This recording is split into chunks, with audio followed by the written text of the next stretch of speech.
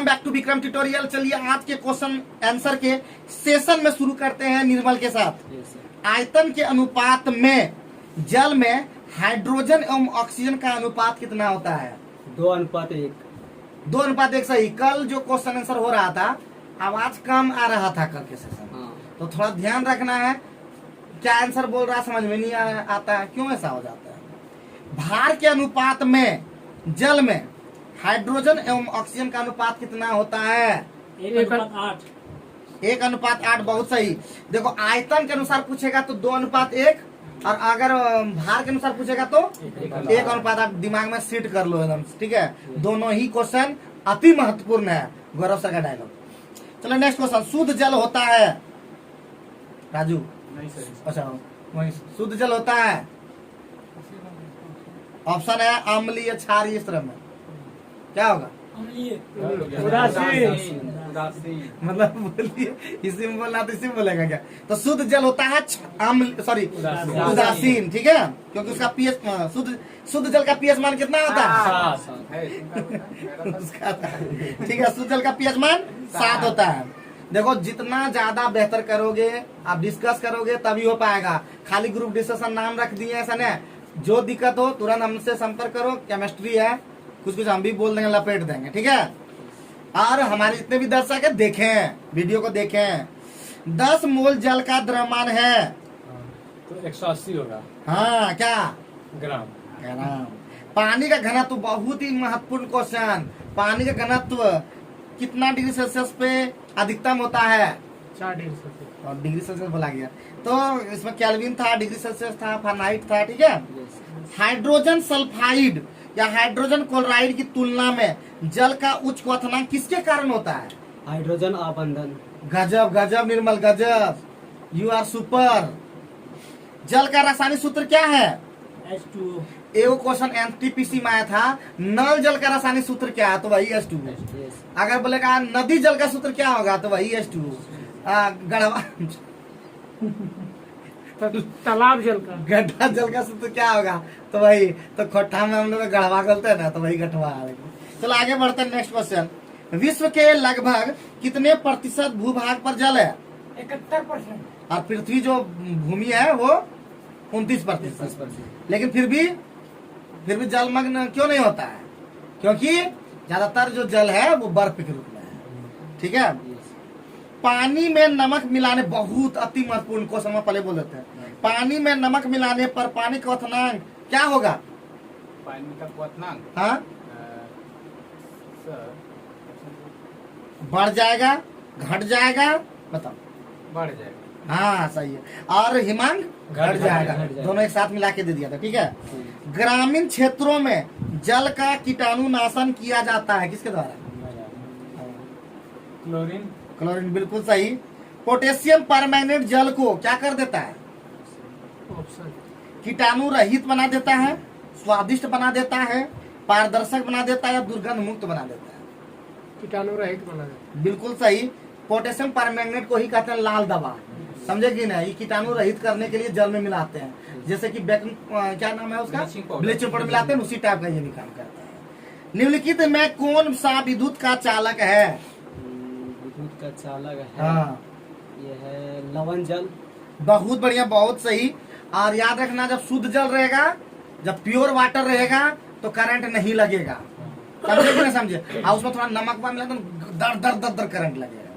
क्योंकि किसी भी चीज में अगर लवण मिला देते हैं पानी में तो उसका जो पावर है, इलेक्ट्रिसिटी का पावर बहुत ज्यादा बढ़ जाता है, ठीक है। तो भीग जाते हैं तो कैसे लगता है? तो शुद्ध पानी थोड़ी ना रहता। देखो फिर बोल रहा, पनिया ऊपर से पड़ करके आया न, तो उसी को छान लोगे ना तो शुद्ध जल होगी। लेकिन उस तरह कर पाते हैं क्या? आता है तो कहीं ना कहीं मिल जाता है। पानी और नमक जैसा लगता है। नहीं तो वायुमंडल लगने से क्यों होगा? लेकिन वायुमंडल में ढेर तरह का अथी है ना, आता है तो शुद्ध नहीं हो पाता। रियल शुद्ध उसको करना पड़ेगा, उसमें कोई करंट नहीं लगेगा। चलो आगे बढ़ो, आगे बढ़ते हैं। समुद्र का जल वर्षा के जल से अधिक लवण युक्त होता है क्योंकि नदियों के लवण अवशोषित करती है। क्योंकि नदियां अपने साथ लवण बहाकर लाती है। समुद्री जल से शुद्ध जल किस प्रक्रिया द्वारा किया जा सकता है? आसवन प्रक्रिया। बहुत सुंदर, बहुत जबरदस्त जवाब। जल की अस्थायी कठोरता किसके कारण होती है? समझे तो? कैल्शियम एवं मैग्नीशियम के कार्बोनेट, कैल्शियम एवं मैग्नीशियम के क्लोराइड्स, कैल्शियम एवं मैग्नीशियम के सल्फेट्स, या कैल्शियम एवं मैग्नीशियम के बाइकार्बोनेट्स। बाइकार्बोनेट। बहुत बढ़िया, बहुत बढ़िया, साउंडली बोलना है जरा। जल की स्थायी कठोरता का क्या कारण है? अच्छा, कैल्शियम, मैग्नीशियम और क्लोराइड और सल्फेट। एकदम गजब गजब आंसर एकदम। केतली में पानी को उबालने पर उसकी आंतरिक परत पर सफेद पदार्थ की एक परत जम जाती है। ऑप्शन कैल्शियम मैग्नीशियम के कार्बोनेट्स की, कैल्शियम क्लोराइड की, सोडियम क्लोराइड की, मैग्नीशियम क्लोराइड की। वही कैल्शियम मैग्नीशियम। एक नाभ की रिएक्टर में भारी जल का क्या कार्य होता है?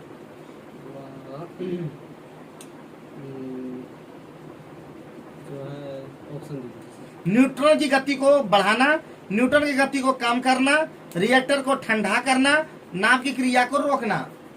न्यूटन की गति को कम करना। एकदम सही, सही है। न्यूटन गति को कम कर देता है, उसका काम है भारी जल का।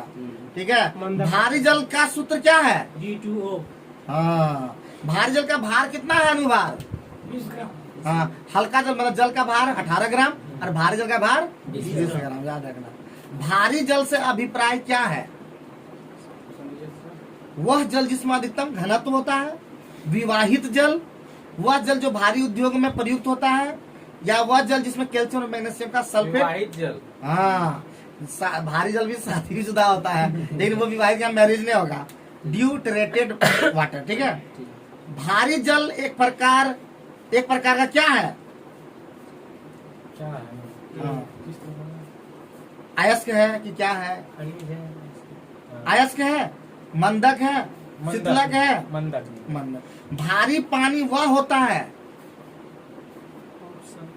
जिसका तापमान 4 डिग्री सेल्सियस पर स्थिर रखा जाता है, जिसमें कैल्शियम और पोटेशियम के अविलेय लवण होते हैं, जिसमें हाइड्रोजन का स्थान उसका समस्थानिक ले लेता है, जिसमें ऑक्सीजन का स्थान उसका समस्थानिक ले लेता है। C number. इसमें हाइड्रोजन। क्या? जिसमें हाइड्रोजन का स्थान उसका समस्थानिक ले लेता है। बहुत सुंदर। बालों के ब्लीचिंग में प्रयुक्त होता है ऑप्शन दीजिए। सल्फ्यूरिक अम्ल, ऑक्जेलिक अम्ल, हाइड्रोजन पेरोक्साइड, भारी जल। ये जगह ऑप्शन फिर से दे दीजिए। बालों के ब्लीचिंग में प्रयुक्त होता है हाइड्रोजन पेरोक्साइड, ऑक्जेलिक अम्ल, सल्फ्यूरिक अम्ल, भारी जल। भारी जल। तो गलत हो गया। इसका आंसर होगा हाइड्रोजन पेरोक्साइड। पुराने तेल चित्रों के रंगों को फिर से उभारने का काम आता है। ऑप्शन सल्फ्यूरिक अम्ल, ऑक्जेलिक अम्ल, हाइड्रोजन पेरोक्साइड, भारी जल। Hydrogen peroxide. हाँ, जैसे पहले आता था गणेश उनेश भगवान आता था ना, तो हम लोग उसको चित्र उगा आता था, तो बोला करते थे ना, तो तुरंत उखड़ जाता था। समझे कि नहीं? तो बहुत इंपॉर्टेंट है ये वाला। कार्बन है एक अप्रूप है। कार्बन है एक धातु। कार्बन का अप्रूप होता है हीरा ग्रेफाइट। हाँ। तो हीरा ग्रेफाइट क्या है? तब अप्रूप है।